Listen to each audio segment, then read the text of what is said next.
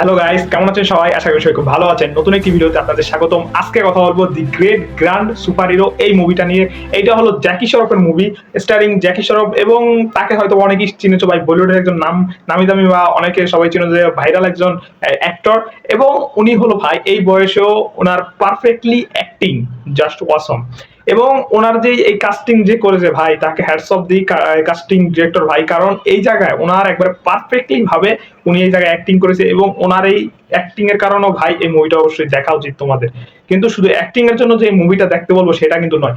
এই মুভিতে আছে কাহিনীর সাথে কিছু বাচ্চাদের কমেডি আছে, সাথে আছে বিভিন্ন ভালো লাগার দৃশ্য, সবকিছু মিলিয়ে ভাই একটা কমেডিতে ভরপুর মুভি, সায়েন্স ফিকশন এবং কমেডিতে ভরপুর সুপার হিরো মুভি, যেটা তুমি দেখলে অবশ্যই মজা পাবে। এটা বাচ্চাদের মুভি সেই হিসাবে ভুল করেও ভাই যে সে বড় মানুষ দেখবে না সেটা কিন্তু নয়, বড় মানুষও দেখতে পারে, ভালো লাগবে মন। এবং অবশ্যই বাচ্চারা ভাই দেখো, হাসতে হাসতে পেট ভালোই লাগবে, মানে যে আলাদা একটা ফিলিংস কাজ করবে বাচ্চাদের মধ্যে। এবং অবশ্যই এটা বাচ্চাদের একটা মুভি ভাই, সেজন্য আমি এই মুভিটা দেখেছি। দেখে আমার মনটা ভালো হয়ে গেছে যে ভাই কি মুভি দেখলাম, মোটামুটি ভালোই একটা মুভি। তো গাইস, ফার্স্ট হাফের কথা বলতে গেলে, যে ফার্স্ট হাফে দেখানো হয়েছে যে তোমার কিছু কমেডির সাথে বাচ্চাদের সাথে যে কমেডি গুলো দেখানো হয়, তারপর জ্যাকি শ্রফ এই জায়গায় যে কাহিনীর যে আর কি ধাপটা তুলে ধরে আর কি, সেই দিকটাও মোটামুটি ভালোই লাগে। কিন্তু সেকেন্ড হাফে যখন আসে তখন আরো মনটা ভালো হয়ে যায় ভাই, যখন তার অ্যাক্টিং দেখে, বাচ্চাদের কাহিনী দেখে সব মোটামুটি ভালো হয়ে যায়।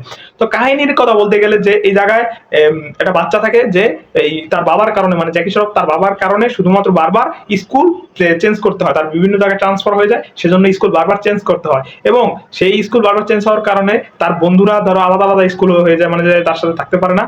সেজন্য তাদের সাথে মিশার জন্য বিভিন্ন গল্প বানিয়ে বানিয়ে বলে, কিসের গল্প? সুপার হিরো গল্প সেই বাচ্চাটি। এবং সেইটাই নিয়ে গল্প, কিন্তু যে সামনে কি হবে বা হবে সেটা নিয়ে স্পয়লার দেবো না, তোমরা দেখো, দেখে মজা হবে মুভিটা। এবং এই মুভিটাতে সবচেয়ে বেশি ভালো লাগছে বাচ্চাদের যেইগুলো কাহিনী দেখানো হয়েছে সেগুলো। এবং মোটামুটি মিউজিকটা মোটামুটি ঠিক আছে ভাই, ওরকমও না।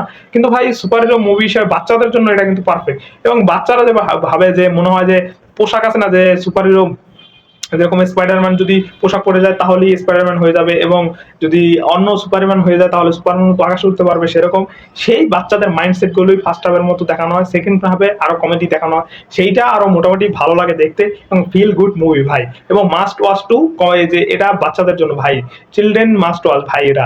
এবং এই মুভিটা একটা কমেডিতে ভরপুর একটা মুভি, যেটা ধরো কাহিনীর ক্ষেত্রে বলো এবং বাচ্চাদের ক্ষেত্রে বলো এবং জ্যাকি শ্রফের কথা বলো, মোটামুটি একটা ভালো কমেডি মুভি, এবং মোটামুটি দেখে মজা হবে এই মুভিটা সুপার হিরো মুভি ক্ষেত্রে। তো অবশ্যই ভাই, যে তোমরা এই মুভিটা দেখো এবং বাচ্চাদেরও দেখো এই মুভিটা, সবাই ভালো লাগবে অবশ্যই। আজকে এই পর্যন্তই, সবাই ভালো থাকবে।